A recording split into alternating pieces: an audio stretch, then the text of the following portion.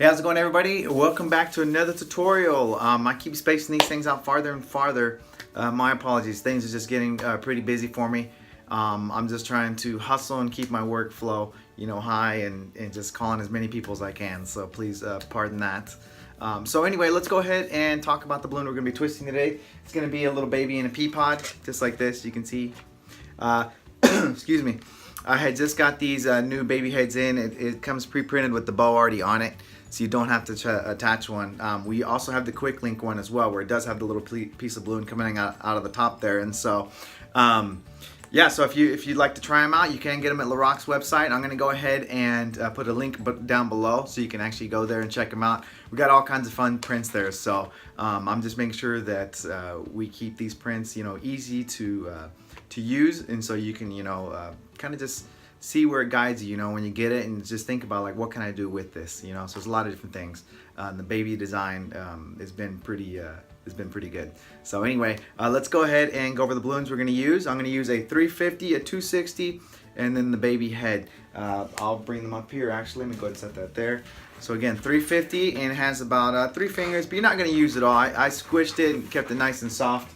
And then I have a 260 green. Actually, I'm going to go over, come back to that in just a moment, but I have one that has already been wound up a little bit, and I will actually go over, when I'm doing the tutorial, I'll go over how I actually do that, so you can try to do that for yourself. For me, I would say it's easier if you know how to mouth inflate, but you don't have to.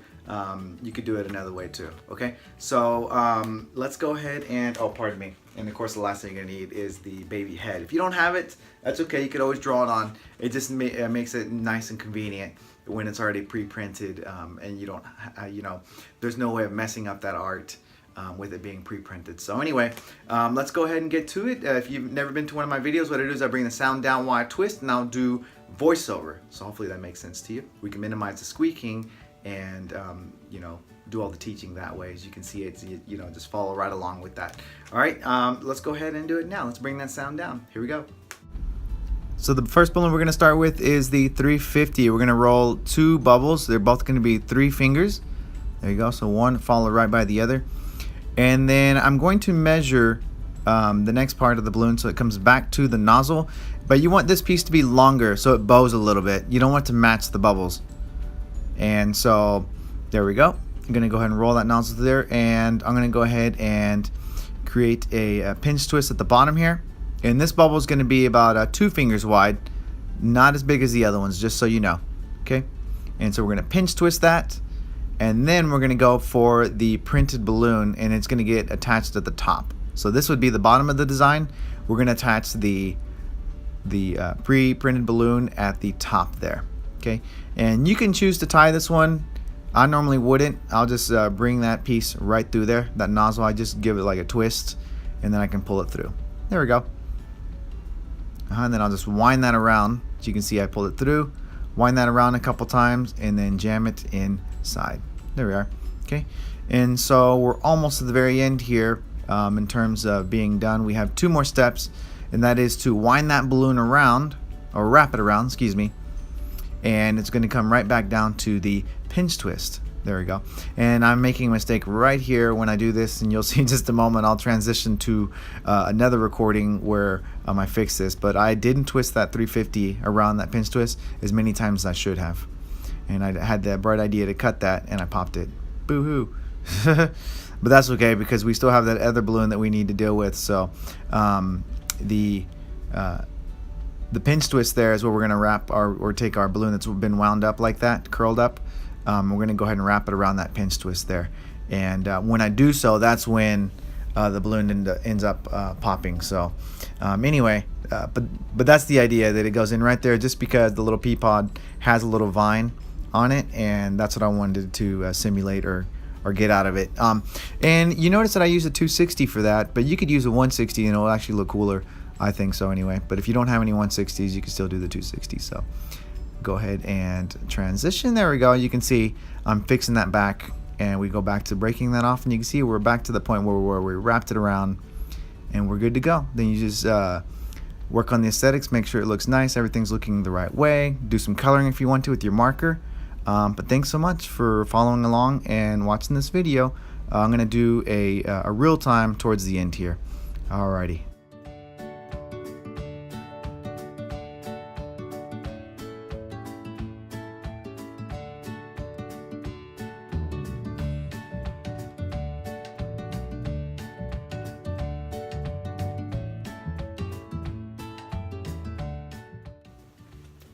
All right, thanks for making it to the end. Thanks for sticking with me till the end.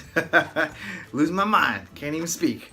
So yeah, I had a little mishap there, but that's okay. That happens, you know. I actually accidentally, when I went to break off the rest of that 350, it popped all the way to the end. Sometimes that happens, you know, and that's what I get for not wrapping the balloon around at least twice, you know. So I thought I could just you know, cut a little bit of corner there, and it didn't work out for me in the end. So let's go ahead and talk about how I get that balloon to wind really quick before I cut out here. So all I do is I pre-inflate the balloon, and what I'm going to do is after I pre-inflate it, that'll help soften it up, and then at that point I'm going to wrap it around my fingers and then inflate it. So you'll see right now. And when you inflate it, or when you're wrapping around your fingers, try not to let it wind or get twisted while it's doing that, okay? So I'm holding it there with my thumb, and I'm just gonna wrap around and around and around and around, okay? And you'll be able to figure out which, you know, how far you need to go or how tight you need it to be so the nozzle ends up towards you so you can inflate it, okay? So once it's there,